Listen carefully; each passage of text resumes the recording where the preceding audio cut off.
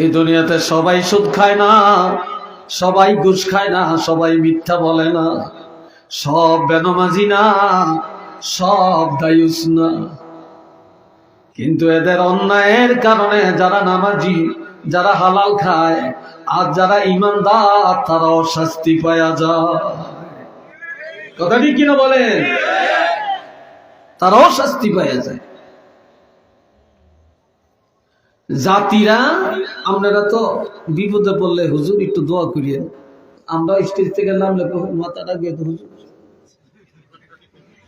কি কথা ঠিক কিনা? কথা ঠিক কিনা? একটু ভু দিয়ে দেন, একটু হাতটা বলিয়ে দেন, হেতে নামাজ পড়ে না। কি কথা ঠিক না? এতে হালাল খায় না, এতে এতে এত মা বাপের লোকে ভালো আচরণ করে না, কয়েকটা মাথাটা একটু বলিয়ে দেন, একটু ভু দিয়ে দেন। আমরা ফু দিলে কি লাভ দইব? কি আমার কথাটি বুঝতেছেন আপনারা? বন্ধুরা রে আমার, হযরত মুসা কালিমুল্লাহর কাছে যে দোয়া চাই, হুজুর আপনি আল্লাহর পয়গম্বর, একটু দোয়া করেন, বৃষ্টি হয় না, জমিনে ফসল হয় না, বড় মুসিবতে আছি, আপনি দোয়া করেন। আপনি পয়গম্বর, আপনি দোয়া করলে আল্লাহ কবুল করবেন। হযরত মুসা কালিমুল্লাহ দোয়া করেন, দোয়া কবুল হয় না, রহমতের বৃষ্টি আমার আল্লাহ পাঠান না। মুসা আল্লাহর কাছে বলে, আল্লাহ গো, তুমি কি কারণে আমার দোয়া কবুল করো না? মুসা নবী যখন জিজ্ঞাসা করলেন, আল্লাহ বলে, মুসা তোমার দোয়া কবুল হবে, তবে এলাকার মধ্যে যায় ভালো ভালো পরহেজগার দেখে দেখে 40 জন ইমানদার নিয়ে পাহাড়ে আসো। এই 40 জন নিয়ে যখন দোয়া করবা, তখনই আমি আল্লাহর দরবারে কবুল হয়ে যাবে। আরো আস্তে কর, আর একটু চিল্লিয়া কর। এইবার এলাকায় যাইয়া আমল্লান হুজুরের লান আমনু গেলাম সাইয়া সাইয়া, একবারে দেখে দেখে বেছে বেছে পরহেজগার তাকওয়াবান আল্লাহওয়ালা দেখা 40 জন নিয়ে পাহাড়ে গেছে। কয়জন? 40 জন পরহেজগার লোক নিয়ে।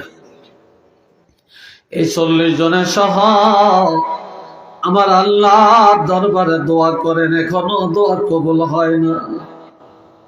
নবীরা দোয়া করলে দোয়া কবুল হয়েছে কি হয় না, আল্লাহর সাথে সাথে জানিয়ে দিতেন। আমার আল্লাহ বলে, মুসা তুমি পয়গম্বর, এটাও ঠিক, 40 জন নিয়ে পাহাড়ে আসো, এটাও ঠিক, মুনাজাত করেছো, এটাও ঠিক, তবে আমি দোয়া কবুল করতে পারি না একটা কারণে। কয় সেটা কি? এই 40 জনের মধ্যে একটা মুনাফেক আছে।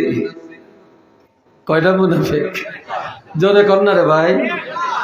কুলাউলা বুঝলে কোনো মুনাফেক নাই, কি আছে? হ্যাঁ, একটা মুনাফেক এই 40 জনের মধ্যে। এই একটা মুনাফিকের কারণে তুমি পয়গম্বরের দোয়া আমি আল্লাহর কাছে কবুল হইতেছে না। একটু নাউজুবিল্লাহ জোরে কর না। কয়টা মুনাফিক? একটা মুনাফিক। দুনিয়াতে এই মোমেন চিনা যায় তার চরিত্রের মাধ্যমে, মুসলমান চিনা যায় তার মুসলমানি আচরণের মাধ্যমে, মুশরিক চিনা যায় শিরকের মাধ্যমে, কাফের চিনা যায় কুফরির মাধ্যমে, কিন্তু মুনাফিক চিনা যায় না। মুনাফিক চিনা যায় না। এই একটা মুনাফিক থাকার কারণে দোয়া কবুল হয় না। মুসা নবী গো, মুনাফিকটাকে সরিয়ে দাও, দোয়া কবুল হয়ে যাবে। হযরত মুসা নবী কয়, এই মুনাফিককে যা, তোর লাই দোয়া কবুল হয় না, এলাকায় রহমতের বৃষ্টি হয় না, আমি পয়গম্বর, আমার মুনাজাত পর্যন্ত কবুল হইতেছে না।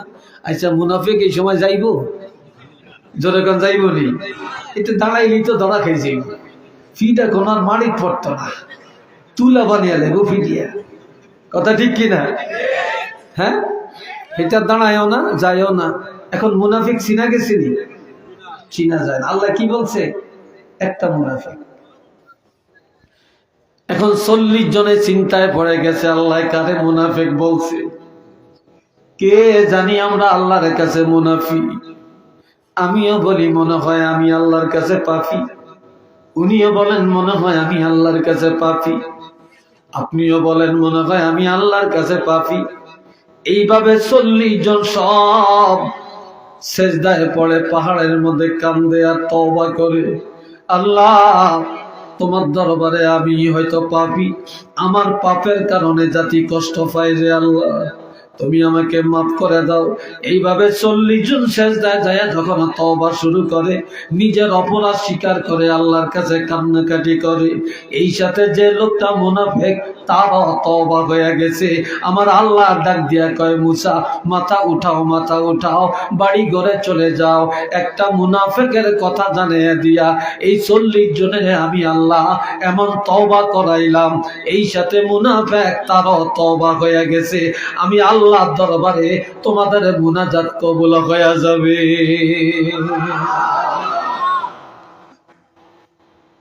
রহমতের বৃষ্টি চলে আসবে। এখন তো আজকাল এত অশান্তি দুনিয়াতে, এত ফিতনা, এত বিপদ, এত মুসিবত, কেন রে ভাই? আমাদের পাপের কারণেই তো। এ ভাইরা রে আমার,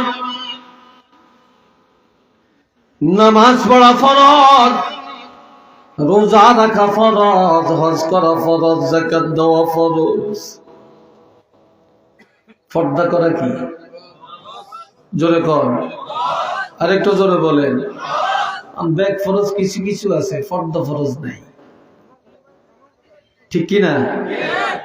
পর্দা আছে মাশাআল্লাহ, ঘরের জানালা তো আছে, দরজা তো আছে, কথা ঠিক কিনা? খুব হাই ফাই কাপড়ের পর্দা। হাকিকত পর্দা কি আছে নাকি? আছে? নাই। আর দুনিয়াতে ছেলেরা এত খারাপ কেন? যুবকরা মুরব্বী মানে না কেন? মা বাপ মানে না কেন? মসজিদে পাওয়া যায় না কেন? ভালো কাজে পাওয়া যায় না কেন? গানের আড্ডায়, নাটকের আড্ডায়, সন্ত্রাসের কাজে বেশি পাওয়া যায় কেন? একমাত্র তালাশ করলে দেখা যায় বাপ ভালো না, না হয় মা ভালো না। মা বাবার পর্দা ছিল না, তাদের মধ্যে ছিল বেজাল, এই জন্য প্রজন্ম হয়ে গেছে আর সন্তানরা হয়ে গেছে বেজাল, ঠিক না? ইমাম বুখারী রহমতুল্লাহ আলাইহি তিনি এত বড় বুজুর্গ কেন হলেন? যে ইমাম বুখারীর কবরের মাটি আমার আল্লাহ মেশো আম্বর বানাইয়া দিলেন। ইমাম বুখারীর আম্মাকে কেউ দেখে না, আর গভীর রাত্রে উঠে তাহাজ্জুদ পড়তেন। তাহাজ্জুদের বিছানায় অন্ধকার রাত্রে আল্লাহ দরবারে 2টা হাত বাড়ায়া সন্তানের জন্য দোয়া করতেন আর বলতেন, আল্লাহ আমার ছেলেকে তুমি হাদিসের খেদমতের জন্য কবুল করে নাও। আর যে ইমাম বুখারী যিনি হাদিস লেখছেন, অন্ধকার রাত্রি,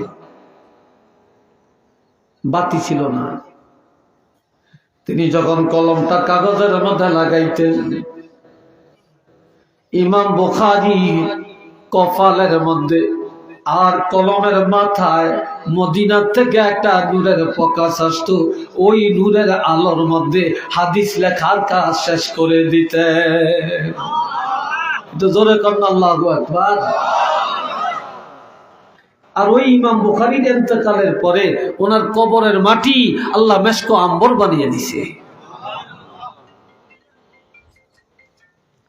খাতুনে জান্নাত হযরত ফাতেমা জোহরা রাদিয়াল্লাহু তাআলা আনহা, আল্লাহর হাবিব বললেন, ফাতেমা তুমি কান্নাকাটি করিও না, চিন্তা করিও না, আমার ইন্তেকালের পরে সর্বপ্রথম তোমার সাথে সাক্ষাৎ হবে। 6 মাস পরে যখন অসুস্থ হয়ে গেলেন, কি আর এরকম করে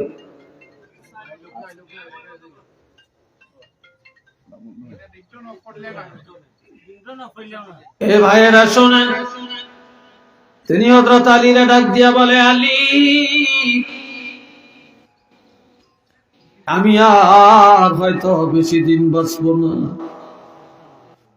তবে আমার ইন্তেকালের পর আমার মৃত্যুর খবরটা বেশি জানাজানি করিও না। আজকে অনেক মহিলা মারা গেলে মাইকে প্রচার করে, কি কথা ঠিক কিনা? অমুকের ওয়াইফ মারা গেছে, অমুকের মায় মারা গেছে। এটা তো তাকওয়ার খেলাফ। বলে আমার ইন্তেকালের পর আমার গোসলটা দিনের বেলায় দিও না, আমার ইন্তেকালের পরে আমার কবরটা দিনের বেলায় করিও না, আর আমারে দিনের বেলায় কবরে রাখিও না। এই দুনিয়ায় কেউ কোনোদিন আমাকে দেখে না, চিনে না। আমার মৃত্যুর পর ভয় লাগে, না জানি কেউ দেখে ফেলে। এই জন্য গোসলটা রাত্রে দিবা, কবরটা রাত্রে করবা, আর জানাজা রাত্রে পড়বা। আমার মৃত্যুর পরেও যেন আমার লাশটা কেউ না দেখে। একটু চিল্লে বলেন সুবহানাল্লাহ।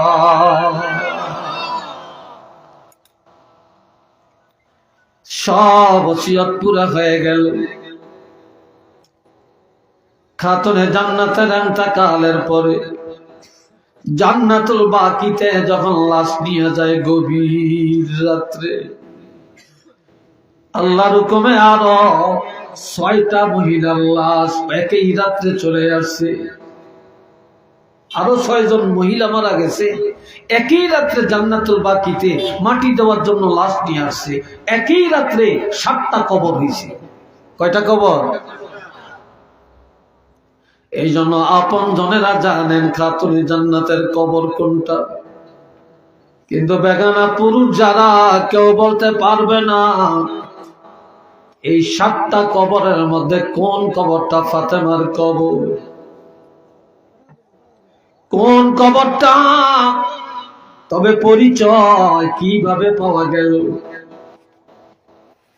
একটা একটা করে কবরের কাছে যায়, কিন্তু কোনো গ্রাম নাই, কোনো সিমটম নাই। খাতুনে জান্নাতের কবরের কাছে যে যখন দাঁড়ায়, তখন কবরের মাটি থেকে মেস্ক আম্বরের গ্রান বা সুবাস শুরু হয়ে যায়। এই সুবাস দেখিয়া মানুষ সিদ্ধান্ত নেন এটাই ফাতেমার কবর। এটা চিল্লে বলেন না সুবহানাল্লাহ।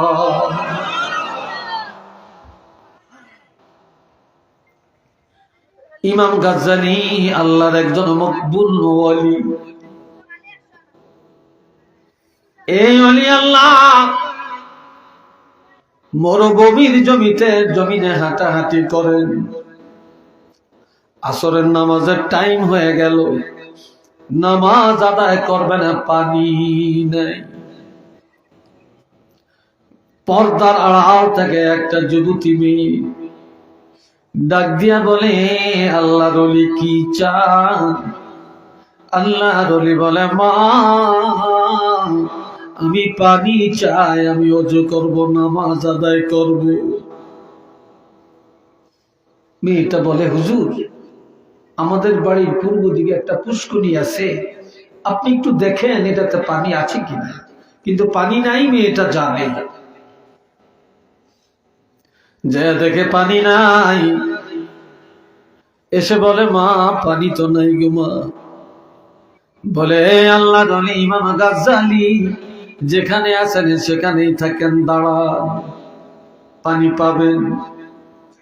মেয়েটা দৌড়াইয়া যায়, শুকনো পুষ্করির মধ্যে 3 বার একটু থুতু নিক্ষেপ করেন।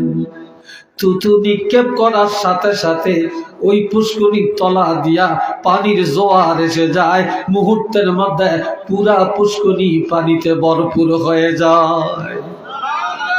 আরেকটু জোরে কর না রে ভাই। ওই পানি দিয়া আল্লাহর ওলি ওযু করলেন, নামাজ আদায় করলেন।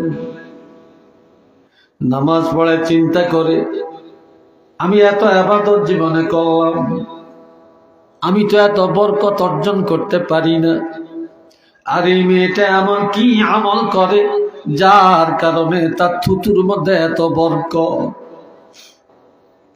ঘরের পাশে এসে ডাক দিয়া বলে, মা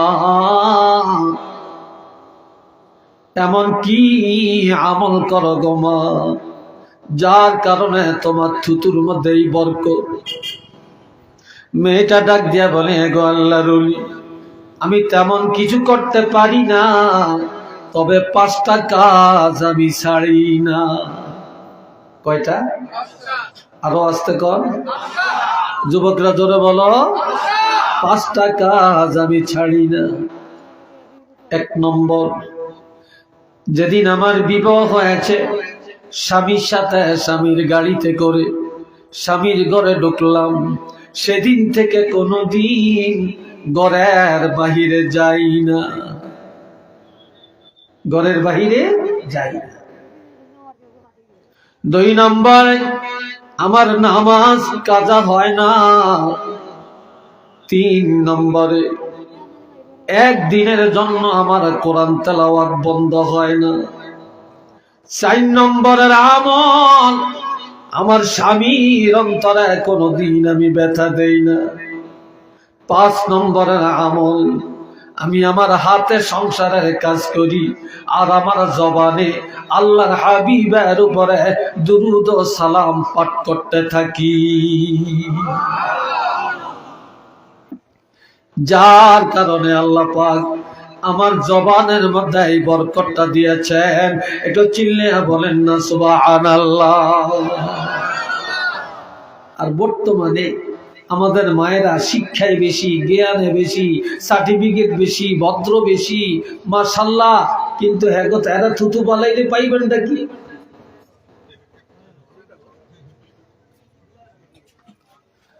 আল্লাহ মোহাব্বতে পড়েন সাল্লাল্লাহ, জোরে জোরে, মুহাম্মদ সাল্লাল্লাহু আলাইহি ওয়াসাল্লাম, মুহাম্মদ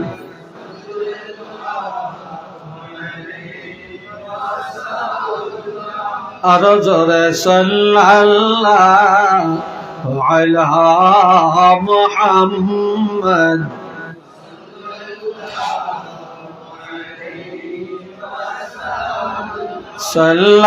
সাল্লাল্লাহু আলা মুহাম্মদ।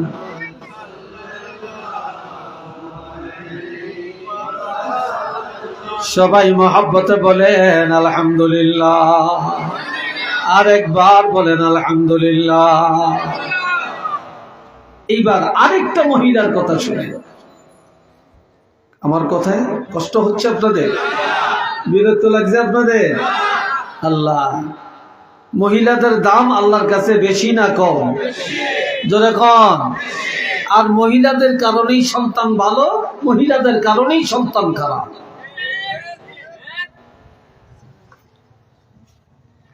এই বাবাজিরা রে আমার, আমিরুল মুমিনিন হযরত ওমর ফারুক রাদিয়াল্লাহু যখন খলিফা হলেন, তিনি খলিফা হয়ে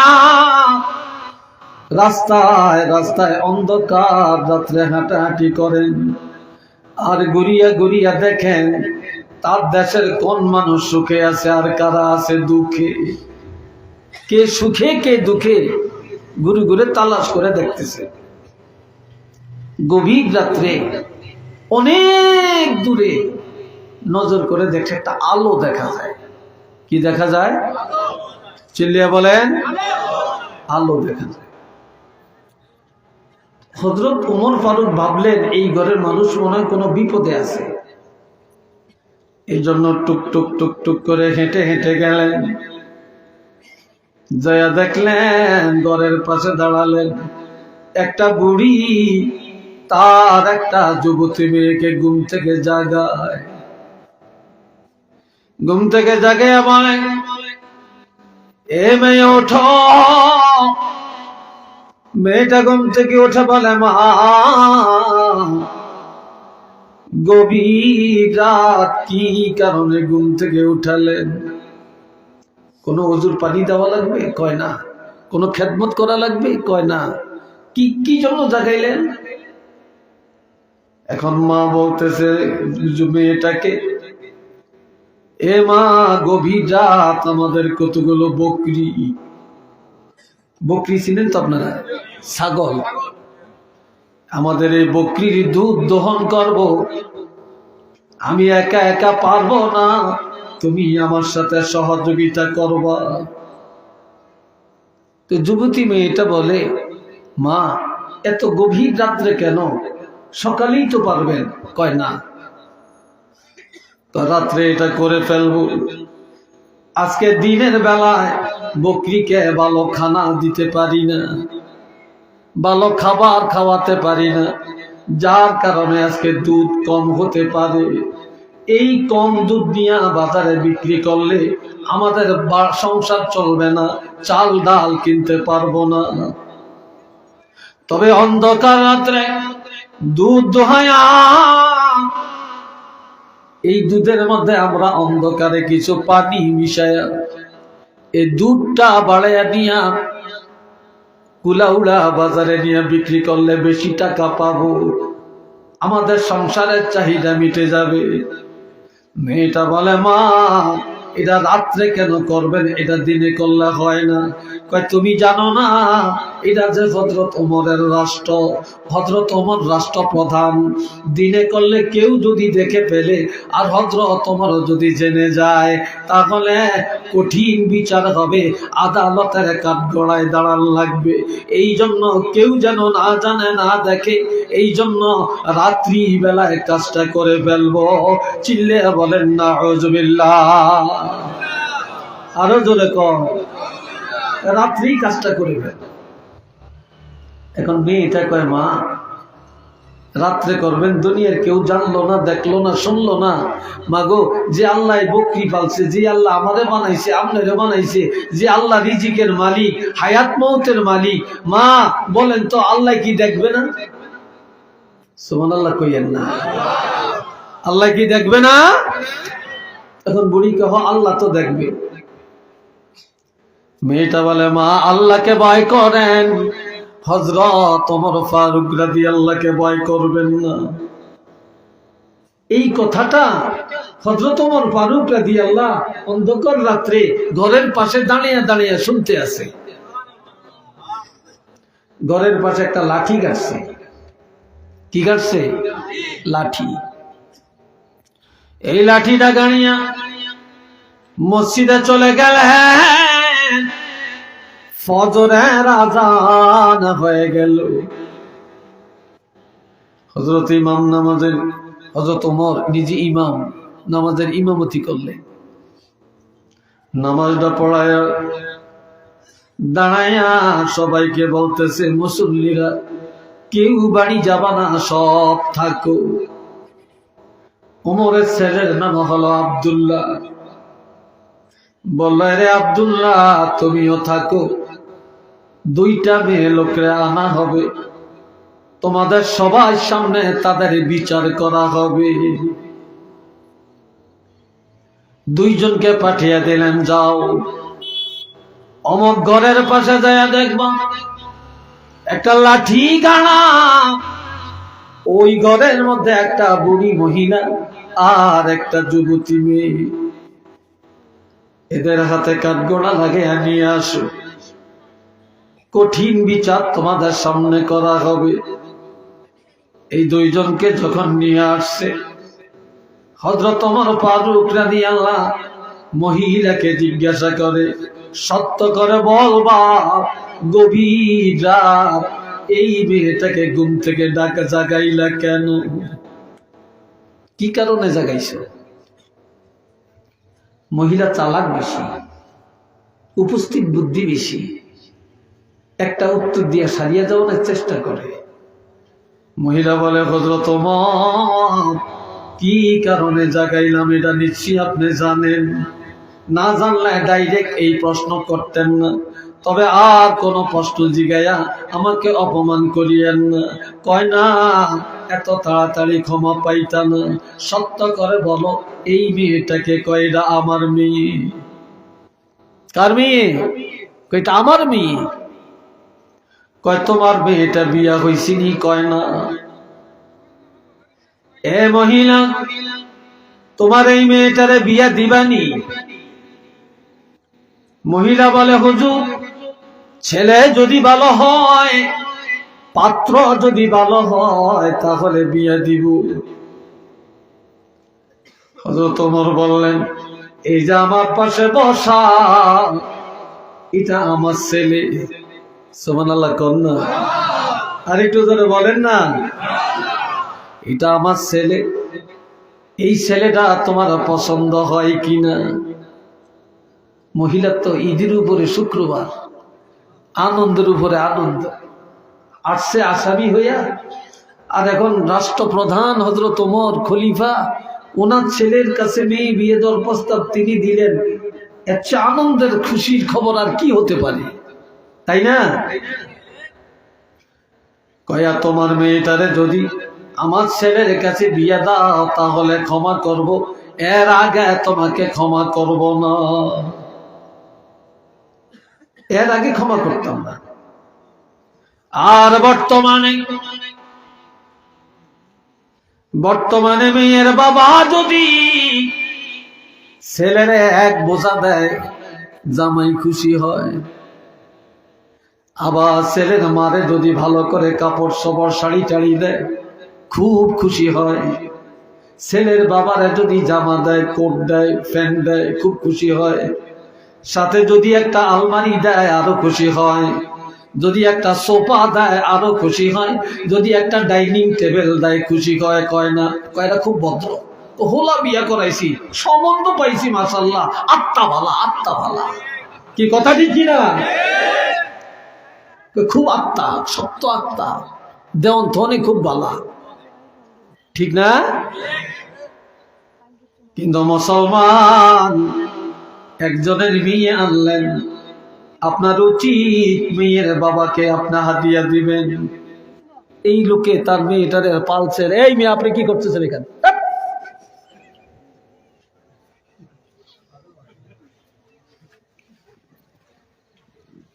আল্লাহ, তো মেয়ের বাপের সম্মান করা, মেয়ের মাকে সম্মান করা, তারা কষ্ট করে মেয়েটারে পালছে, লালছে, পড়াইছে, এই আদরের এই হীরার টুকরাটা তোমারে দিছে, আর তুমি আরো উল্টে হ্যাঁ করতে না আদায় করো। কি কথা ঠিক না? বাবা জেরারে আমার, এগুলো হারাম, এই রসম বাদ দেওয়া দরকার। এখন হযরত ওমর যখন প্রস্তাব দিলেন, মহিলা রাজি হয়ে গেল। হযরত ওমর ফারুক রাদিয়াল্লাহু নিজের ছেলের বিয়ে পড়ালেন। একটু মার হবার কারণ এবার দাঁড়িয়ে বললেন, এটাই ছিল আমার বিচার। আমি বহুদিন ধরে ছেলেটারে বিয়ে করাবো, ভালো একটা পাত্রী তালাশ করি, পাই না। অন্ধকার রাত আল্লাহ মিলাইয়া দিছে। যেই মেয়েটার মধ্যে আল্লাহর ভয় আছে, যেই মেয়েটার মধ্যে তাকওয়া আছে, যেই মেয়েটার মধ্যে কোরআনের নূর আছে, যেই মেয়েটার মধ্যে এত দিনদারি আছে, এমন একটা মেয়ে চাইছিলাম। আমি আমার মেয়েটার জন্য, ছেলের জন্য এমন একটা মেয়ে আনলাম। আমি ধনীর মেয়ে চাই না, চেয়ারম্যানের মেয়ে চাই না, আমি লন্ডনের মাইয়া চাই না, আমি অফিসারের মাইয়া চাই না, ইঞ্জিনিয়ার ডাক্তারের মাইয়া চাই না, আমি নেতা সাহেবের মেয়ে চাই না, আমি দেখেছি একটা দিনদার মেয়ে। তবে আমার আশা, আমার এই বউ এত দিনদার ছেলের বউ, এই দিনদারির কারণে তার সন্তান দিনদার হবে এবং তার সন্তান ওলি আল্লাহ হবে। কিন্তু শেষ পর্যন্ত দেখা গেল এই মহিলার গর্ভে হযরত আব্দুল্লাহর নসল থেকে এমন সন্তান আল্লাহ দুনিয়াতে পাঠান। হাজার হাজার আউলিয়া কেরাম, মুহাদ্দিসিনে কেরাম, মুফাসসিরিনে কেরাম এই বংশ থেকে আসছে। হযরত শাহজালাল ওলিদের সম্রাট সিলেটের জমিনে শুয়ে আছেন। হযরত শাহজালাল ইয়ামানি রহমাতুল্লাহি আলাইহি, তো ওনার সাজরা তালাশ করলে দেখা যায় তিনিও ওই আব্দুল্লাহর বংশ থেকে আসছে। তো চিল্লিয়া বলেন আল্লাহু আকবার, আরেকবার বলেন আলহামদুলিল্লাহ। মা ভালো সব ভালো, ঠিক না? মা ভালো সব ভালো, সব ভালো। দুইটা কারণে এখন সন্তান ভালো হয় না। কয়টা কারণ? এক নম্বরে যে বাবা সন্তান জন্ম দেয় ওই বাবা খায় হারাম। এই কথা ঠিক কিনা? বাবাই খায় হারাম, বাবা সুদের টাকা খায়, ঘুষ খায়, পরের হক খায়, জুলুম করিয়া খায়, যৌতুক খায়। কথা ঠিক কিনা? এই হারাম খায়া হারামের রক্ত মাংস দিয়া সন্তান জন্ম দেয়, ঠিক নি? রক্ত মাংস থেকেই নাপাক পানি, রক্ত মাংস থেকেই বীর্য। তো এইটা রক্ত মাংস থেকে আসছে না, হারাম খানা থেকে আসছে না। আর যেই মার গর্ভের সন্তান ওই মা হলো দায়ুস। মা এক দলে যায় কুলাউড়া, আরেক দলে যায় বিয়ানী বাজার, আরেক দলে যায় সিলেট, আরেক দৌড়িয়ে যায় ঢাকা, আরেকবার যায় লন্ডন, আরেকবার দৌড়ায় ফ্রান্স, আরেকবার আমেরিকা, আরেকবার এই বাড়ি, আরেকবার ওই বাড়ি। আবার বিবাহের দাওয়াত পাইলে তা সেন্টারে যায় আগের থেকেই শুইয়া থাকে। কি কথা ঠিক কিনা? সেন্টার বুঝেননি? এটা কি? Community centre. হায় হায় হায়, মেয়ে লোকের আড্ডা খানা। আমার কমিউনিটি সেন্টারে বিয়ে না হইলে তো ভদ্রতা বলে হয় না। কি কথা ঠিক না? ভদ্রতা বলে হয় না। একটু নাউজুবিল্লাহ বলেন না রে ভাই। পাতাসা আমার আল্লাহ বলছেন وَقَرْنَ فِي بُيُوتِكُنَّ وَلَا تَبَرَّجْنَ تَبَرُّجَ الْجَاهِلِيَّةِ الْأُولَى وَأَقِمْنَ الصَّلَاةَ وَآتِينَ الزَّكَاةَ وَأَطِعْنَ اللَّهَ وَرَسُولَهُ। শুনেননি সবাই আমার কথা? শুনেন? মেয়ে লোকে শুনিনি, আল্লাহ জানে। হ্যাঁ, তবে মেয়ে লোকে শুনতে পারবো যদি একা একা থাকে। পুরুষ দুইজন তিনজন এক জায়গায় বসে ওয়াজ শুনতে পারে। মেয়ে লোক দুইজন এক জায়গায় থাকলে মাশাআল্লাহ মাশাআল্লাহ, খই হুডে যেরকম এত আরো ঘন হুডে এক বুকের কথা। কি ভাই কথা ঠিক কিনা? হ্যাঁ, তো আমনগর দেশের মেয়ে লোকের দোষ নাই, এরা ভালো। হ্যাঁ, এরা অনেক ভালো। আল্লাহ আল্লাহ করে হেদায়েত করো কোন আমি। আর একটু জোরে কোন আল্লাহুম্মা আমিন। আমার আল্লাহ বলেন ও মহিলারা তোমরা ঘরের মধ্যে থাকো, পর্দার মধ্যে থাকো, ঠিক নেই? আড়ালে থাকো। ওয়ালা তাবাররাজনা, ঘরের বাইরে পর্দার বাইরে আড়ালের বাইরে যাও না, যাও না। তবে যাওয়া আমি আল্লাহ নিষেধ করি না, যাইতে পারবা। তাবাররুজাল জাহিলিয়াতিল উলা, তোমরা জাহিলি যুগের মেয়েদের মতো, বর্বর যুগের মেয়েদের মতো, ইহুদি নাসারার মতো তোমরা রাস্তাঘাটে চলাচল করিও না। যদি যেতে হয় তাহলে ইমানদার মুসলমানি রূপ রং নিয়ে যাইতে আমি আল্লাহ বাধা দেই না। ঘরে থাকিয়া কি করবা? ওয়া আকিমনাস সালাতা, নামাজ কায়েম করবা। ওয়া আতিনাজ যাকাতা, যাকাতের উপযুক্ত হলে বছরে একবার যাকাত দিবা। ওয়া আতি'নাল্লাহ, আল্লাহর বিধানগুলো মেনে চলবা, ওয়া রাসূলা, রাসূলের তরিকায় আল্লাহর আইন মেনে চলবা। আর তোমরা কে কি করো, আল্লাহু ইয়ালাম, আল্লাহ ভালো করে জানেন তোমরা কে কি করো, গোপনে কি করো, প্রকাশ্যে কি করো, তোমাদের কার্যবলী সব আমার আল্লাহর জানা আছে। একটু চিল্লিয়ে বলুন না সুবহানাল্লাহ।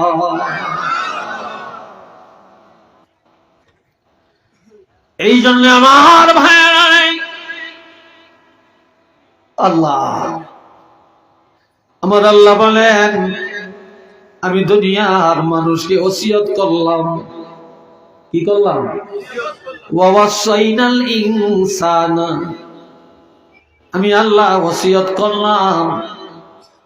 কি ওসিয়ত? ওসিয়ত মানে আল্লাহর পক্ষ থেকে ওসিয়ত, এটা আল্লাহর একটা বিশেষ অর্ডার। তারা যেন তাদের পিতা মাতার সাথে সৎ আচরণ করে, সুন্দর ব্যবহার করে। বিশেষ করিয়া ছেলেরা মেয়েরা যেন মার সাথে সৎ আচরণ করে। কেননা হামালাতুহু উম্মুহু কুরহা, মা কষ্টের পরে কষ্ট স্বীকার করিয়া, যন্ত্রণা ভোগ করিয়া এই সন্তানের 9 মাস 10 মাস গর্ভে বহন করে রাখছে। আমি আপনি যখন মায়ের গর্ভে ছিলাম, তখন মা ঋতুস্রাব আল্লাহ বন্ধ করে দিলেন। মায়ের না পাকখানা গুলা একটা তারের মাধ্যমে সন্তানের সরবরাহ করায়া মায়ের পেটের মধ্যে লালন পালন করে। আর অনেক মা রক্ত শূন্যতায় পড়ে যায়, অনেক মা মারাও যায়। সন্তানে গর্ভে যায়, মা লজ্জায় কারো ঘরে কারো বাড়িতে যায় না, বাপের বাড়িও যায় না। মা দুনিয়া সব আরামে ঘুমায়, কিন্তু মা রাত্রে ঘুম যাইতে পারে না। একবার বসে আবার শোয়, সন্তান নড়াচড়া করে, মার কষ্ট হয়। আবার এই রাত্রিবেলায় বাবা ঘুমায়, মা ঘুমায় না। মা আল্লাহর দরবারে চোখের পানি ছেড়ে ছেড়ে কান্দে আর বলে, আল্লাহ, সব দুঃখ যন্ত্রণা ভোগ করে নিব, তবে আমার গর্ভের ফসল রে তুমি নষ্ট করিও না, ধ্বংস করে দিও না। এইভাবে মা কষ্ট করে করে 9 মাস 10 মাস এই সন্তানের গর্ভে বহন করলেন। এমন মায়ের সাথে কোনদিন অসৎ আচরণ করিও না, এমন মার কলিজায় আঘাত দিও না, এমন মায়ের সাথে বেয়াদবি করিও না। এরপরে হামালাতুহু উম্মুহু কুরহাও ওয়া ওয়াদাআতহু কুরহা, যেদিন সন্তান দুনিয়াতে আসার সময় হয়ে গেল, মার বেদনা শুরু হয়ে যায়। ব্যথা বেদনায় মা অস্থির। কোন মার একদিন, কোন মার 2 দিন, কোন মার 1 সপ্তাহ পর্যন্ত ব্যথা যন্ত্রণা থাকে। আবার কত মা হসপিটালে নেয়, সিজার করে, অঙ্গহানি করে দেয়। স্বামীর থেকে ক্ষমা চায়, শাশুড়ির কাছে ক্ষমা চায়, মা বাবার কাছে ক্ষমা চায়।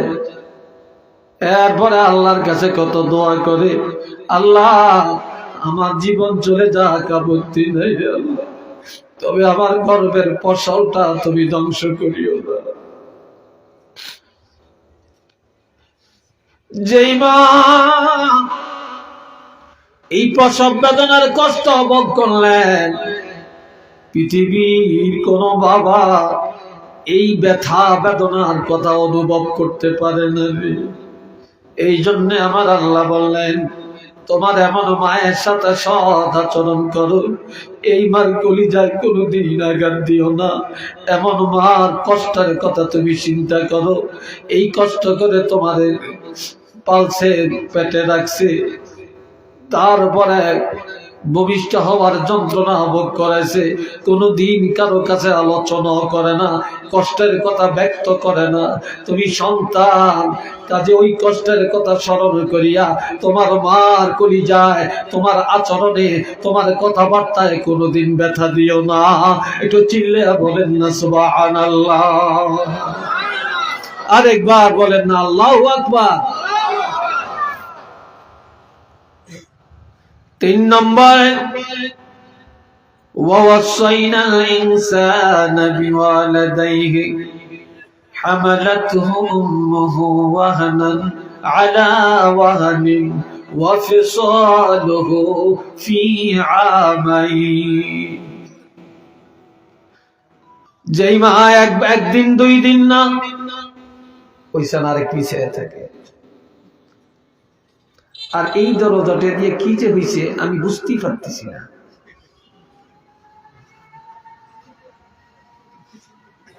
আবার হাসেন আপনারা, হাসেন আপনারা, এত উলাল আপনাদের অন্তরে।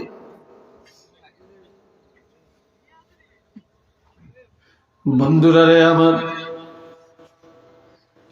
পৃথিবীর কোন বাবা সন্তানের 1 ফোঁটা দুধ কোনোদিন পান করাতে পারে না। পারছে? জোরে বলেন পারছে? পারে নাই। এই মায়ের বুকের মধ্যে আমার আল্লাহ সন্তান দুনিয়াতে আসার 6 মাস আগ থেকেই এই সন্তানের খাবারের আয়োজন করছে। আল্লাহ জানে সন্তানের দুনিয়াতে আসলে ভাত খেতে পারবে না, মাছ খেতে পারবে না, গাভীর দুধ খেতে পারবে না, মিষ্টি খেতে পারবে না, চকলেট খেতে পারবে না, তারা দুনিয়ার কোনো খানা খেতে পারবে না। এই জন্য আমার আল্লাহ মায়ের বুকের মধ্যে খাবারের ব্যবস্থা করে দিলেন। এত এত সুন্দর খানা, যেটা একেবারে গরম না, একেবারে ঠান্ডাও না, একেবারে ঘন না, একেবারে পাতলাও না, একেবারে কড়া মিষ্টি না, একেবারে কম মিষ্টি না।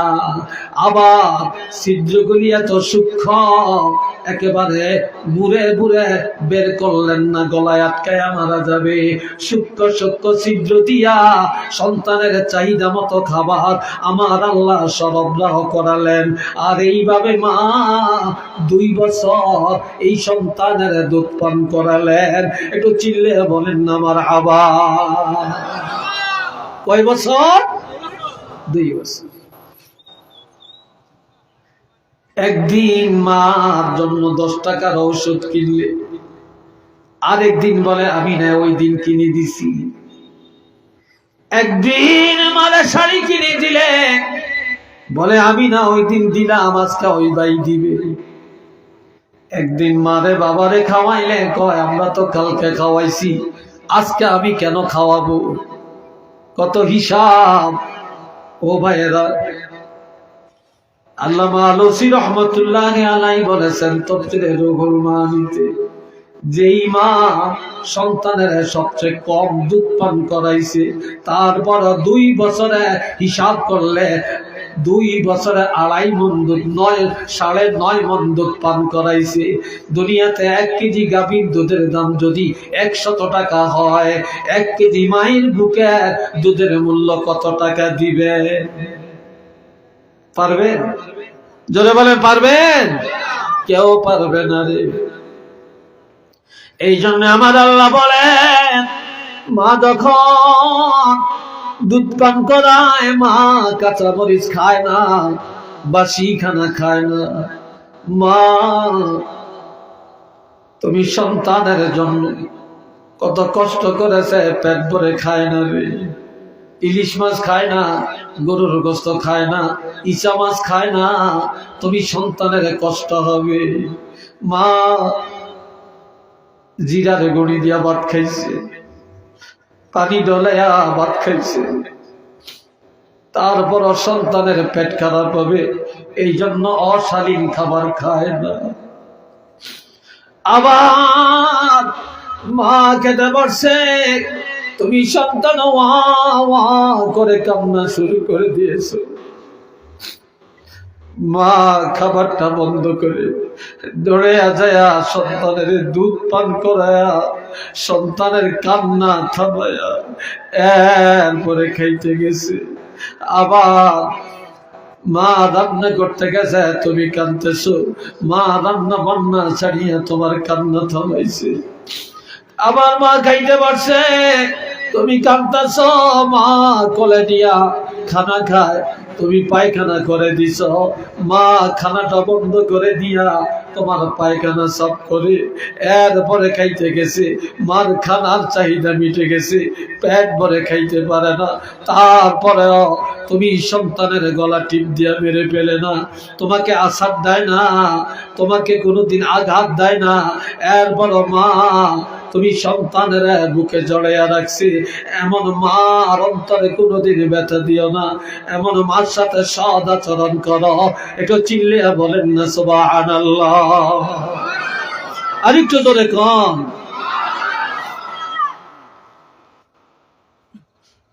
আল্লাহ। এ বন্ধুরা আমার, হযরত বাহাজ ইবনে হাকিম আল্লাহর হাবিবের কাছে এসে বললেন, ইয়া রাসূলুল্লাহ, মান আহাক্কু বিহুসনি সাহাবাতি, আমার কাছে সব ব্যবহার পাওয়ার অধিক উপযুক্ত কে? ক্বালা উম্মুকা, নবী বললেন তোমার মা।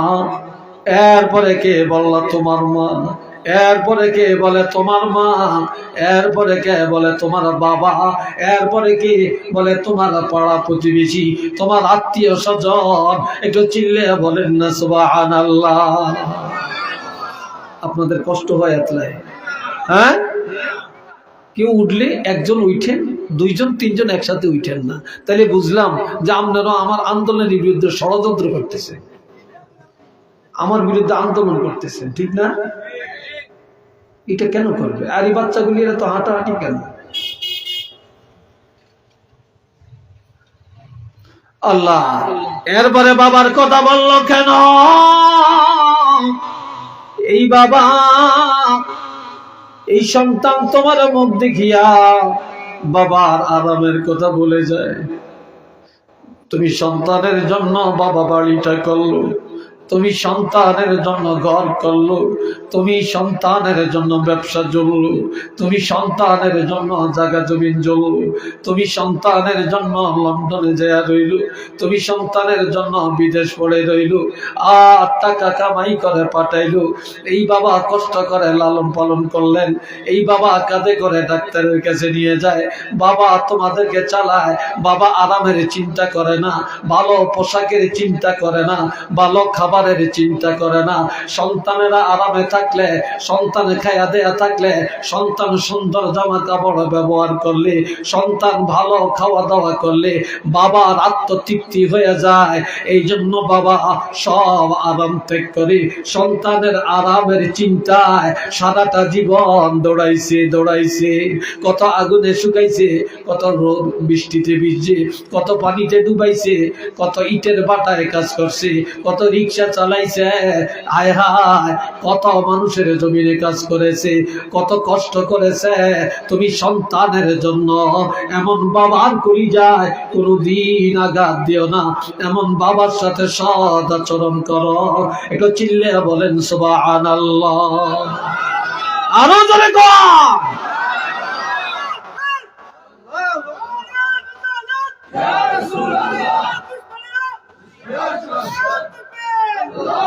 মাশাআল্লাহ, আল্লাহ কবুল করেন। একটু চিল্লে সবাই বলেন আমিন। আর একটু জোরে কর। এই জন্য আমার আল্লাহ বলছেন, কষ্ট হয় আপনাদের? বিরক্ত লাগছে নাকি আপনাদের? কথা আরো কিছু চলবে নাকি? হ্যাঁ, রাজি আছেন? মাশাআল্লাহ। আর গড়ি চাই না, কয়টা বাজে সেলে?